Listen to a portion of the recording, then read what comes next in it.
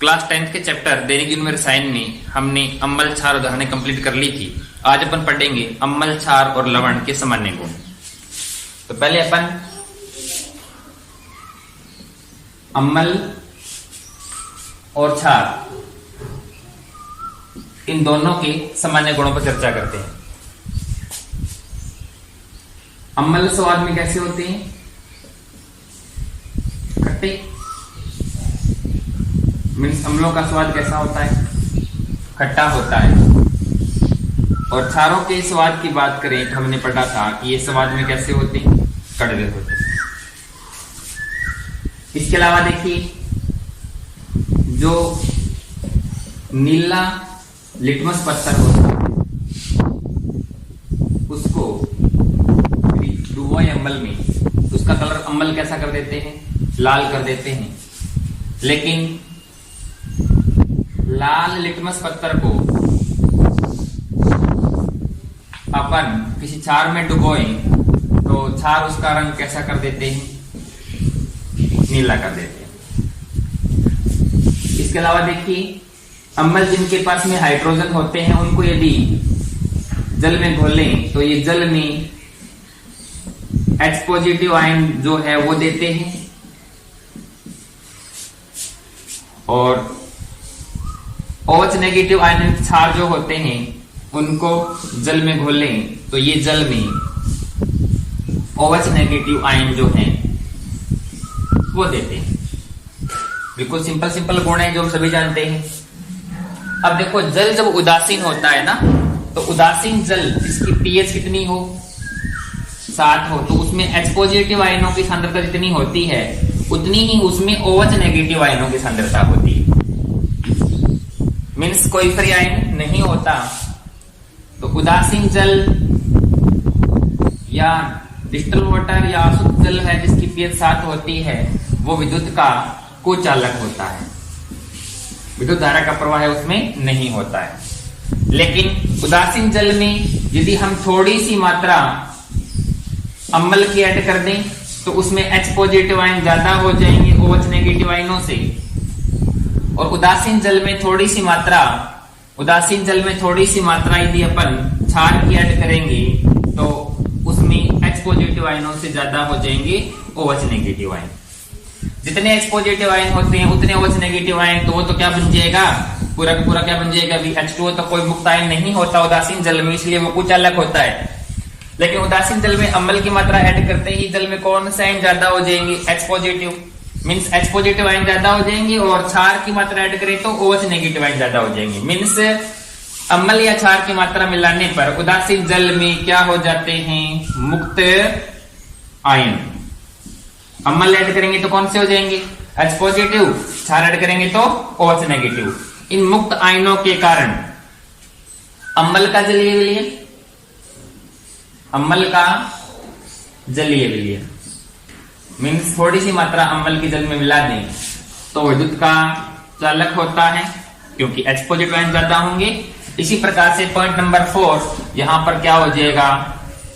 कोई क्षार का जो जलीय विलयन होता है वो भी विद्युत का चालक होगा, क्योंकि यहां कौन से आयन ज्यादा हो जाएंगे? OH नेगेटिव आयन ज्यादा हो जाएंगे। तो अब अम्ल और क्षार के नेक्स्ट गुण देखें। नंबर 5, कोई अम्ल है उसकी अभिक्रिया हम किसी धातु से करवाएं तो अम्ल में उपस्थित हाइड्रोजन जो है उसको हटा देगा धातु। तो धातु का तो लवण बन जाएगा और साथ में हाइड्रोजन गैस मुक्त होगी। जैसे अपन एग्जांपल लें, H2SO4 की अभिक्रिया जिंक से करवाएं। धातु ऐसा होना चाहिए जो हाइड्रोजन से ज्यादा रिएक्टिव हो, जैसे जिंक है, आयरन है, सोडियम है, मैग्नीशियम है। तो यहां पर जिंक अम्ल में उपस्थित हाइड्रोजन को हटा देगा तो जिंक सल्फेट धातु का लवण बन जाएगा और हाइड्रोजन गैस मुक्त हो जाएगी। और हाइड्रोजन गैस को यदि अपन जलाएं ना तो ये ध्वनि के साथ जलती है। तो कई बार क्वेश्चन आता है कि आप कैसे सिद्ध करोगे कि अम्लों की अभिक्रिया धातुओं से करवाने पर हाइड्रोजन गैस मुक्त होती है। तो इसके लिए हम क्या करें, एक परखनली ले लेते हैं और इस परखनली में हम जिंक धातु के 5 टुकड़े ले लेते हैं और यहां पर कॉर्क लगा करके एक थीसेल कीट लगा दें।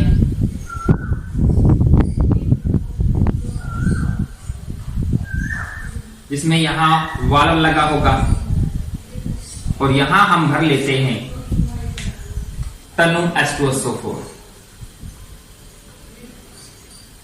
जो बूंद बूंद करके अपन यहां से जिंक में ऐड करें। पर्सनली गिरने जाए इसके लिए अपन स्टैंड को लगाएंगे। इस पर्सनली को हम एक स्टैंड पर व्यवस्थित कर लेते हैं, ठीक है। इधर इधर लेके 2 स्टैंड लगा दो भी, गिरे नहीं। यहां पर थीसेल की पर जिसे अपन क्या डाल रही H2SO4, यहां कॉर्क लगवा बिल्कुल बंद है। यहां अपन एक देखो जिंक की रिएक्शन किससे होगी, H2SO4 से, तो ZnSO4 बनेगा और कौन सी गैस बनेगी, हाइड्रोजन। तो हाइड्रोजन गैस को बाहर निकालने के लिए यहां अपन एक नली निकाल देते हैं जिससे गैस बाहर निकलेगी। इसको क्या बोल देंगे, निकास नली, ठीक है। और निकास नली जो है इसको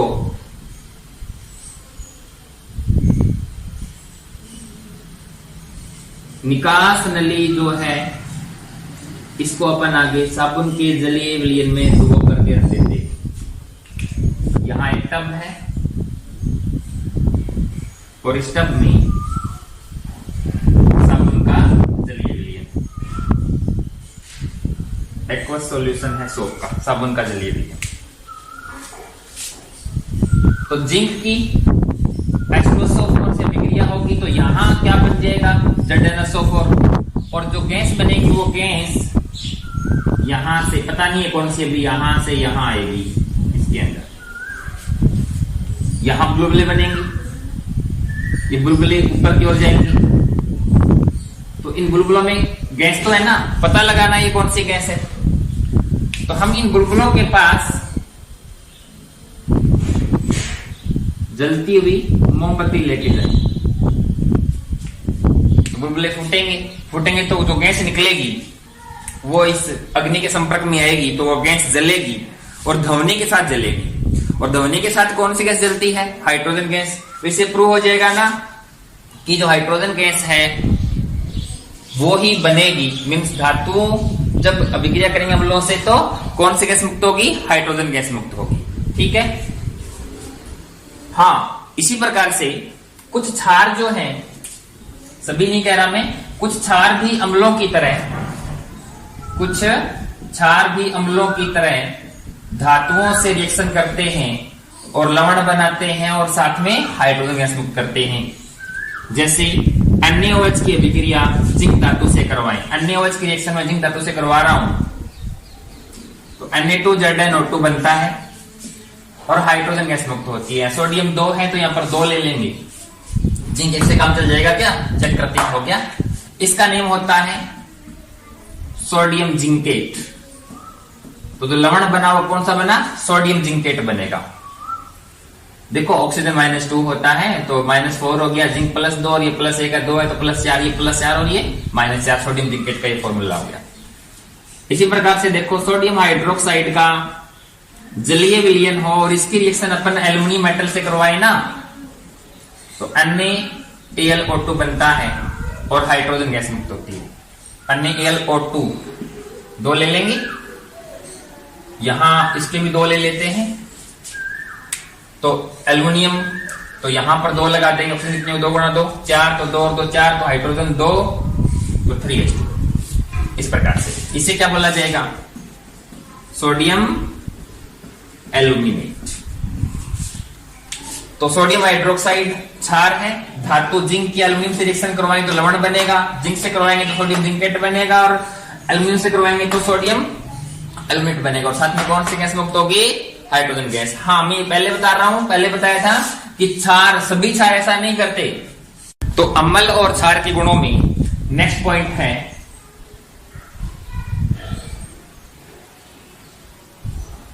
कोई क्षारीय ऑक्साइड हो, उसके साथ यदि अम्ल रिएक्शन करे, ये अम्ल है और ऑक्साइड कैसा है? क्षारीय। तो एक प्रकार से अम्ल क्षार अभिक्रिया होगी, और अम्ल क्षार अभिक्रिया होती है तो क्या बनता है? अभी लवण बनता है, हो सकता है जल बने, देख लेंगे जल बनता है कि नहीं बनता। इसी प्रकार से ऑक्साइड कैसा हो? अम्लीय। कोई अम्लीय ऑक्साइड हो तो उसकी रिएक्शन अपन क्षार से करवाएं तो भी लवण और जल बनता है। चेक करते हैं। अब प्रॉब्लम ये आती है कि क्षारीय ऑक्साइड कौन सी होंगी।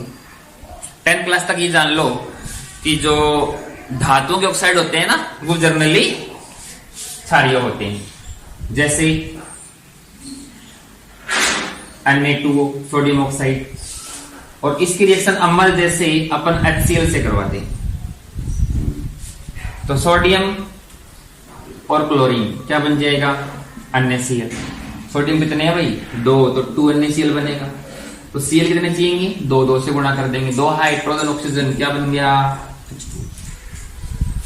क्षारीय ऑक्साइड, अम्ल HCl, तो लवण और जल बन रहा है। अम्लीय ऑक्साइड, तो पहले ये प्रॉब्लम आ जाएगी ना कि अम्लीय ऑक्साइड किसको बोलेंगे। यहाँ क्या कहा था मैं? जनरली धातुओं के ऑक्साइड कैसे होते हैं? क्षारीय। तो अधातुओं के ऑक्साइड कैसे होंगे? अम्लीय। जैसे CO2 की विक्रिया क्षार जैसे NaOH से करवाए, 2 ले लें इसके, तो क्या बनेगा? Na2CO3। देखो सोडियम है 2 और CO2 और O, Na2CO3, और यहां जल की जगह हाइड्रोजन गैस मुक्त होगी। मैंने कहा था ना जल बन भी सकता है और नहीं भी।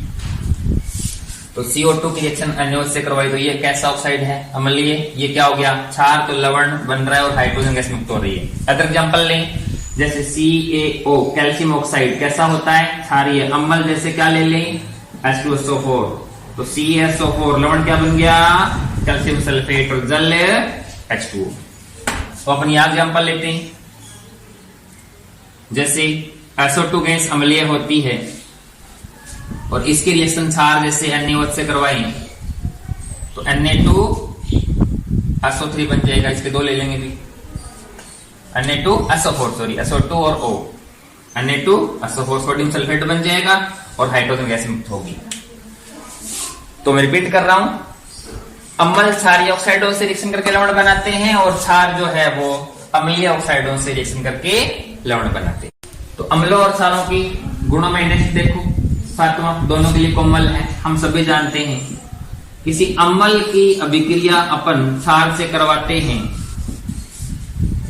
तो लवण और जल बनता है, ठीक है ना। साथ में ऊर्जा मुक्त होती है, और इस प्रोसेस को हम जनरली बोल देते हैं उदासीनीकरण। हमेशा उदासीनीकरण हो जरूरी नहीं है। अम्ल जैसे HCl, क्षार जैसे NaOH, तो लवण है NaCl और जल है H2O, ठीक है। तो ये अम्ल और क्षार दोनों का गुण हो जाएगा ना। अम्ल क्षारों के साथ मिलकर लवण बनाते हैं, यूं कहते हैं क्षार अम्लों के साथ मिलकर के लवण बनाते हैं। अब देखो कुछ दैनिक जीवन के एग्जाम्पल जिनमें अम्ल पाया जाता है। जैसे सिरके में कौन सा अम्ल होता है? एसिटिक अम्ल। इमली में कौन सा होता है? टार्टरिक अम्ल। इसके अलावा संतरे में एस्कॉर्बिक अम्ल होता है, और जो चिंटियों का डंक होता है उसमें कौन सा अम्ल होता है? फॉर्मिक अम्ल होता है। इसके अलावा हमारे स्टोमक या फिर अमाशय में जठर रस द्वारा स्रावित कौन सा अम्ल होता है? हाइड्रोक्लोरिक अम्ल होता है। तो अम्ल और क्षार के सामान्य गुणों के बाद अब हम स्टडी करते हैं लवणों की। लवण, सोल्ट। पहले सोल्ट बनते कैसे हैं बताने की जरूरत नहीं है, बहुत बार हो गया है। जब कोई अम्ल किसी क्षार से अभिक्रिया करता है तो लवण का निर्माण होता है, ठीक है। अब देखो प्रकृति के आधार पर ये लवण जो है वो उदासीन, अम्लीय या फिर क्षारीय हो सकते हैं। वो किस प्रकार से लेंगे देखो, अम्ल कौन साइन देता है, H पॉजिटिव आयन। क्षार कौन साइन देता है, OH negative ion. H positive ion और OH नेगेटिव आयन मिलकर क्या बना लेंगे, जल बना लेंगे। तो लवण का जो जलीय विलयन बना, किसी भी लवण का, अन्य की नहीं करा मैं, किसी भी लवण का जो जलीय विलयन बना, उस विलयन में जितने H पॉजिटिव आयन हैं उतने ही OH नेगेटिव आयन हो, तो वो लवण का जलीय विलयन जो है वो उदासीन होगा। ठीक है, और इसे ही अपन क्या बोलेंगे, उदासीनीकरण की प्रक्रिया। कई बार क्या होता है, H पॉजिटिव आयनों की संख्या, लवण के जलीय विलयन में H पॉजिटिव आयनों की संख्या OH नेगेटिव आयनों से ज्यादा होती है। जब यूं कह दूं, कई बार क्या होता है, लवण के जलीय विलयन में हाइड्रोजन आयनों की सांद्रता ज्यादा होती है हाइड्रोक्साइड आयन से। ज्यादा कौन है, H पॉजिटिव। तो ये जलीय विलयन जो है वो कैसा हो जाता है भाई, अम्लीय रहेगा। और कई बार लवण का जलीय विलयन जो होता है उसमें H पॉजिटिव आयनों से ज्यादा होते हैं OH नेगेटिव आयन, इसलिए ये जो जलीय विलयन होता है वो क्षारीय होता है। अब ये तीनों प्रकार के सॉल्यूशन बनते कैसे, वो देख लें। HCl क्या है, स्ट्रॉन्ग एसिड प्रबल अम्ल। NaOH क्या है, स्ट्रॉन्ग बेस प्रबल क्षार। दोनों की प्रक्रिया से NaCl और H2O बनेगा। प्रबल अम्ल और प्रबल क्षार किसको बोला जाता है, जिसका पूर्णतः वियोजन हो जाए। तो ये जितना लेंगे पूर्णतः वियोजन इनका हो जाएगा। तो जितने H पॉजिटिव आयन होते हैं यहाँ पर उतने ही OH नेगेटिव आयन होते हैं। मीन्स ये प्रक्रिया कौन सी है, उदासीनीकरण की प्रक्रिया है। तो ये लवण जैसे NaCl है, ये लवण कैसा हो गया, प्रबल अम्ल और प्रबल क्षार के संयोग से बना लवण है। मीन्स स्ट्रॉन्ग एसिड और स्ट्रॉन्ग बेस के संयोग से बना जो लवण होता है उसमें H पॉजिटिव आयनों की सांद्रता OH नेगेटिव आयनों की सांद्रता के बराबर होती है। और ऐसे लवणों का जो जलीय विलयन होता है वो कैसा होगा, उदासीन होता है। ठीक है, इसके अकॉर्डिंग दूसरा एग्जांपल ले अपन, अम्ल HCl रखें, क्षार ले लेते हैं NH4OH। तो ये एसिड कैसा है, स्ट्रॉन्ग एसिड है, और ये क्या है भी, वीक बेस है। ये प्रबल अम्ल और ये दुर्बल क्षार है। इन दोनों से लवण कौन सा बनेगा, NH4Cl, और क्या बन गया, H2O। हालांकि हमें यहाँ H पॉजिटिव या OH नेगेटिव नजर नहीं आ रही। प्रबल अम्ल वो है ना जिसका पूर्णतः वियोजन हो जाएगा, और दुर्बल अम्ल वो है जिसका पूर्णतः वियोजन नहीं होगा। तो यहाँ इसका पूर्णतः वियोजन होगा तो यहाँ H पॉजिटिव आयन मिलेंगे, और इसका वियोजन आंशिक रूप से का पूर्णतः नहीं होगा तो आयन कौन से मिलेंगे, यहाँ से OH नेगेटिव। इन दोनों की तुलना करें तो यहाँ इसका पूर्णतः वियोजन हो जाने के कारण H पॉजिटिव आयनों की सांद्रता क्या होगी भी, ज्यादा होगी। किससे, OH नेगेटिव आयनों से। तो यहाँ इस लवण का जो जलीय विलयन है प्रबल अम्ल होने के कारण कौन से आयन ज्यादा होंगे, H पॉजिटिव आयन ज्यादा होंगे। और H पॉजिटिव आयन ज्यादा हो तो विलयन कैसा हो जाएगा भी, एसिडिक अम्लीय हो जाएगा।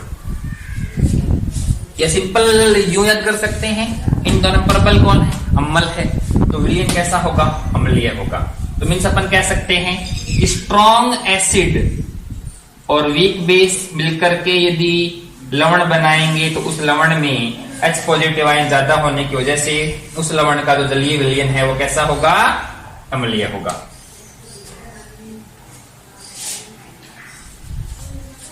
इसमें आगे देखते हैं, अम्ल दुर्बल ले लें। दुर्बल अम्ल का एग्जांपल है CH3COOH, और क्षार प्रबल जैसे NaOH। Weak acid strong base, salt क्या बनेगा भी, CH3COO CH3COO और जल H2O। ठीक है, तो यहां जो लवण का जलीय विलयन बना इसमें यहां देखिए दुर्बल कौन, CH3COOH। तो कम आयन कौन से मिलेंगे अपने को, H पॉजिटिव। प्रबल कौन है, सोडियम हाइड्रोक्साइड। तो ज्यादा आयन कौन से होंगे, OH नेगेटिव। तो बेस स्ट्रॉन्ग होने की वजह से हमें H पॉजिटिव आयन से OH नेगेटिव आयन ज्यादा मिलेंगे, और OH नेगेटिव आयनों की सांद्रता ज्यादा हो तो विलयन कैसा होता है, क्षारीय हो सकता है। तुम कह सकते हैं वीक क्या हो, एसिड हो, स्ट्रॉन्ग बेस हो तो जो लवण बनेगा उसकी प्रकृति कैसी होगी भी, क्षारीय होगी। तो लवण कितने प्रकार के हो गए, 3 प्रकार के। एक तो उदासीन लवण, कब बनेंगे? जब स्ट्रॉन्ग एसिड और स्ट्रॉन्ग बेस हो। दूसरा अम्लीय लवण कब बनेंगे? जब स्ट्रॉन्ग एसिड और वीक बेस हो। और तीसरा क्षारीय लवण कब बनेंगे? जब वीक एसिड और स्ट्रॉन्ग बेस हो। अब कई बार सवाल आता है कि V की तो एसिड हो और V की बेस हो, इन दोनों के संयोग से जो लवण बनेगा उसकी प्रकृति कैसी होगी? तो याद रखें कि ऐसे लवण जो वीक एसिड और वीक बेस के संयोग से बने होते हैं ना, उनकी प्रकृति अम्लीय, क्षारीय, उदासीन हो सकती है, जो अपन बड़ी कक्षाओं में मींस 11th में स्टडी करेंगे। ठीक है, तो हमने अभी लवण या फिर सॉल्ट के बारे में पढ़ा है। और क्या पढ़ा है? स्ट्रॉन्ग एसिड और स्ट्रॉन्ग बेस के संयोग से जो लवण बनेंगे वो तो कैसे होंगे? उदासीन। स्ट्रॉन्ग एसिड और वीक बेस के संयोग से जो लवण बनेंगे, तो स्ट्रॉन्ग कौन है? एसिड, तो वह कैसे होंगी? अम्लीय। और थर्ड वीक एसिड और स्ट्रॉन्ग बेस के संयोग से जो लवण बनेंगे, स्ट्रॉन्ग कौन है? बेस ना, तो कैसे हो जाएंगी? क्षारीय। यहां जैसे एग्जांपल NaCl का ले लेते हैं, और अम्लीय में एग्जांपल क्या लिया था? बी। स्ट्रॉन्ग कौन होता है? एसिड। और वीक बेस जैसे NH4Cl हो गया, और यहां जैसे सोडियम एसिटेट CH3COO अन्य। अब अपन लवणों के गुणों के बारे में जानें। तो NaCl की बात कर लें तो यहां Na पॉजिटिव है और Cl नेगेटिव है। तो दो विपरीत आवेशित आयन हैं यहां पर। ये तो कौन है? धन आयन। और ये कौन है? बी, ऋण आयन। और दो विपरीत आवेशित आयन जब आपस में पास पास आते हैं ना, तो जिस आकर्षण बल से आपस में जुड़ते हैं, इसे इलेक्ट्रोस्टैटिक फोर्स, स्थिर विद्युत आकर्षण बोला जाता है। और इस स्थिर विद्युत आकर्षण को ही अपन क्या बोलते हैं? आयनिक बॉन्ड बोलते हैं। तुम कह सकते हैं किसी भी लवण में दो विपरीत आवेशित आयन, धनायन और ऋणायन, आपस में जिस प्रबल अंतराण आकर्षण बल से जुड़े होते हैं उसे अपन स्थिर विद्युत आकर्षण बल या आयनिक बॉन्ड कहते हैं, जो बहुत प्रबल होता है। तो प्रबल आकर्षण बल के कारण ये आयन बहुत आपस में पास पास रहेंगे, क्लोज पैक रहेंगे। तो इस वजह से जो लवण होते हैं ना, इनका गलनांक, मेल्टिंग पॉइंट बहुत ज्यादा होता है या उच्च होता है। इसके अलावा ये बहुत ज्यादा जो है वो कठोर होते हैं। तो कई बार क्वेश्चन आता है कि लवण जो है इनका गलनांक बहुत ज्यादा क्यों होता है या अधिक कठोर क्यों होते हैं? तो बिल्कुल सिंपल सी बात है कि जो लवण होते हैं इनमें विपरीत आवेशित आयनों के बीच में एक बहुत प्रबल स्थिर विद्युत आकर्षण बल होता है, जिससे काफी पास पास रहते हैं, और इस वजह से इनका गलनांक बहुत ज्यादा होता है और ये अधिक कठोर होते हैं। लेकिन इनको जब अपन जल में घोलते हैं, किसी लवण को जल में घोलेंगे, तो जो आयन होते हैं ना वो अलग अलग हो जाते हैं। जैसे यहाँ Na पॉजिटिव और Cl नेगेटिव आयन फ्री हो जाएंगे, इनके बीच आकर्षण नहीं रहेगा। जो आकर्षण है स्थिर विद्युत आकर्षण बल वो टूट जाएगा और आयन क्या हो जाएंगे? फ्री हो जाएंगे। और फ्री आयनों के कारण लवण का जो जलीय विलयन होता है वो विद्युत का सुचालक होता है। अम्ल, क्षार और लवण तीनों का जलीय विलयन क्या होता है? विद्युत का चालक होता है, क्योंकि उनमें क्या हो जाते हैं? मुक्त आयन हो जाते हैं। इसके अलावा कुछ लवण जो है वो जल योजित भी होते हैं, जल योजित लवण भी होते हैं। जैसे बात करें Na2CO3.10H2 जल योजित सोडियम कार्बोनेट। इसके अलावा हम बात करें CuSO4.5H2O नीला चौथा कॉपर सल्फेट, इसको भी बोला जाता है।